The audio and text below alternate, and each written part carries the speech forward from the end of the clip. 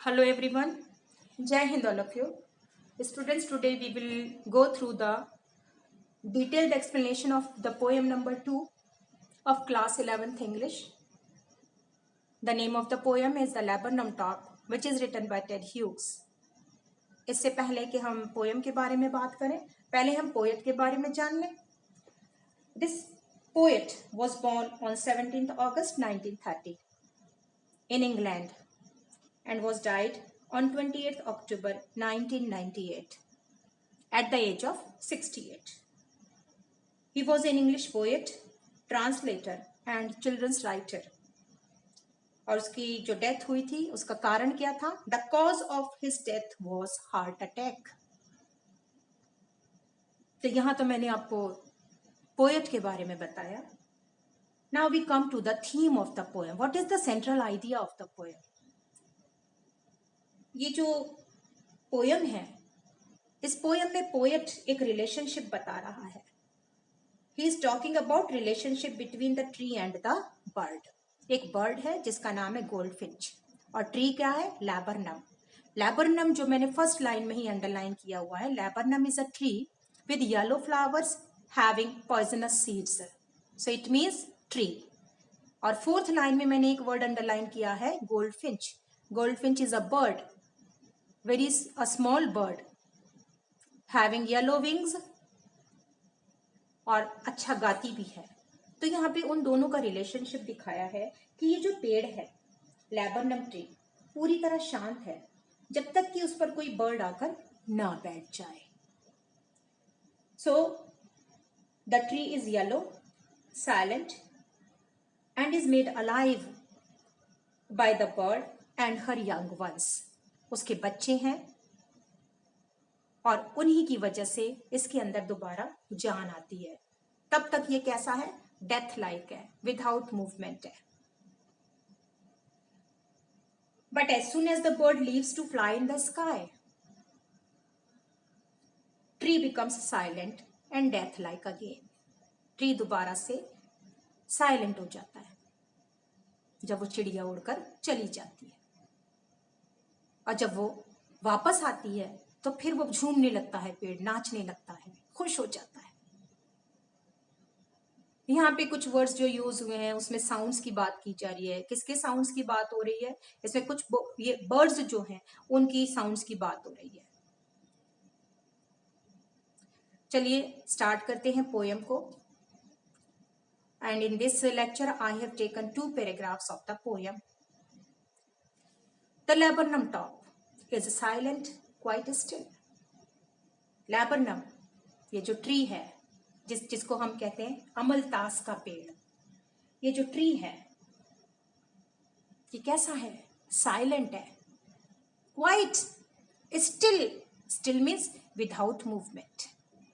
Without movement, कोई movement नहीं दिखाई दे रहा. तो पोएट जो पोएम को स्टार्ट कर रहा है, so it is started with the description of the laburnum tree whose top was still and silent. In the afternoon yellow September sunlight. दोपहर की बात है, आफ्टरनून. सितंबर की बात है. सितंबर रेफर करता है ऑटम सीजन को. ऑटम सीजन की बात है. सनलाइट दोपहर है, सूरज चमक रहा है, ब्राइटनेस है.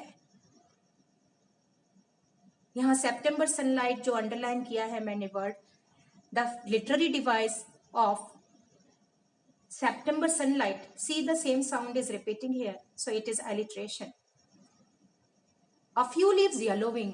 क्या हो रहा है? उस पेड़ की कुछ पत्तियां जो हैं वो क्या हो गई हैं? Yellow, had turned yellow. All its seeds fallen, and seeds had fallen down. Till the goldfinch comes. जब तक कौन नहीं आ जाती है? वो बर्ड नहीं आ जाती जिसके बारे में मैंने थीम में भी बताया था आपको. Till the goldfinch comes. किसके साथ आती है? विद अ ट्विचिंग चेहरा, सडन मूवमेंट के साथ आती है. सडन जर्क मूवमेंट, ट्विचिंग, पंखों को हिलाती हुई आ रही है, मूव करती हुई आ रही है, और साउंड करके आ रही है, चरप के साथ चहचहा कर आ रही है, एक हलचल लेकर. ये सडननेस मीन्स हलचल. अ स्टार्टलमेंट, झटका देती हुई आ रही है। तो यहाँ पे जो वर्ड्स यूज हुए हैं, ट्विचिंग है, चरअप है, सडननेस, स्टार्टलमेंट, ये सब किसके लिए यूज हुए हैं? बर्ड के लिए यूज किए गए हैं। Twitching, movement of the body. Suddenness, एक हलचल जो होती है। स्टार्टलमेंट, झटका, sudden shock. At a branch and, और आकर बैठ जाती है उस डाली पर, पेड़ की कोने की डाली पर बैठी, कोने पर बैठी है। और फिर क्या करती है? She further, then means further, she further sleek as a lizard, वो मूव कर जाती है other side of the branch, other side of the branch. किस तरीके से? लिजार्ड के तरीके से। यहां कंपैरिजन हुआ है, it is simile. Then sleek as a lizard, और फर्दर मूव करती है लिजार्ड की तरह। क्योंकि स्लीक क्या है? Sleek, it is a shining, the meaning of sleek is shining. तो एकदम चमक है उसके अंदर, लिजार्ड की तरह। जैसे लिजार्ड जो है ऊपर से कैसी होती है, तो वैसे ही ये जो बर्ड है उसे कंपेयर कर दिया लिजार्ड से। छोटी सी है क्योंकि वो बर्ड भी। तो स्लीक एज अ लिजार्ड, एकदम फर्दर मूव कर जाती है, अंदर की तरफ चली जाती है, मूव करती है, चमकीली सी है लिजार्ड की तरह। एंड अलर्ट, चौकन्नी है, अलर्ट क्यों है? क्योंकि प्रिकॉशन ले रही है, कहीं कोई मुझे देख तो नहीं रहा, अगर किसी ने देख लिया तो मेरे बच्चों को शायद ले जाएगा, हो सकता है उसमें कहीं बच्चे हैं, तभी तो आई है। Then sleek as a lizard and alert and abrupt. See the word abrupt? Abrupt means speed से, speedily, rapidly, और बड़ी तेजी से आई है। She enters the thickness, कहाँ मूव कर गई है वो? एंटर कर गई है थिकनेस में, एक थिकनेस है उस पेड़ में, वहां चली गई। And a machine starts up, क्या हुआ? मशीन, देखो यहाँ जो वर्ड मशीन यूज हो रहा है, मशीन किसको रेफर कर रहा है? मशीन उसके यंग वंस की बात हो रही है। जैसे ही वो आई और अंदर गई थिकनेस में, उसके बच्चे चहकने लग गए, मशीन स्टार्ट हो गई है। अब ये कौन है? ये इंजन है। कौन? जो मदर है, इसे इंजन रेफर किया गया इस पोयम में। और मशीन कौन है? यंग वंस है। मशीन चलने लग गई, यानी आवाज होने लगी मशीन में, क्योंकि उनकी मदर आ गई थी। Young ones means here the machine, the word which is used here is refer to the young ones. कैसे मशीन स्टार्ट हुई है? चिटरिंग के साथ। चिटरिंग, चैटर कर रहे हैं, मम्मी आ गई, मम्मी आ गई, chatter. And a tremor of wings, tremor, tremor means vibration, vibrate, wings जो है उसके वाइब्रेट हो रहे हैं, किनके? मशीन के, बच्चों के, यंग वंस के। एंड ट्रिलिंग्स, देखो ये जो ट्रिलिंग वर्ड है, ये भी again it is a synonym of chirping sound. Trilling means chirping sound.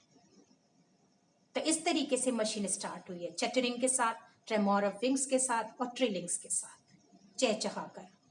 The whole tree trembles and thrills, और पूरा जो ट्री था, कौन सा ट्री? लैबरनम, क्या हुआ? ट्रैम्बल करने लगा, शेकिंग होने लगी, झूमने लगा। ट्री ट्रैम्बल कर रहा है, देखो tree tremble, tree tremble means यहाँ पे again the figure of speech is alliteration. Tree trembles and thrills, और एक्साइटेड हो गया, थ्रिल्स हो गया, एक्साइटमेंट आ गया उसके अंदर। तो इस तरीके से जो लैबरनम टॉप था, लैबरनम ट्री जो था, उसका जो टॉप था, वो इस तरीके से झूमने नाचने लग गया, और वो बड़ा खुश हुआ कि चलो मेरे पास कोई तो आया। और इस तरीके से उसके अंदर क्या आ गई? एक जान आ गई, और वो फिर से झूमने लग जाता है। So here I have explained you the first to paragraphs of the poem.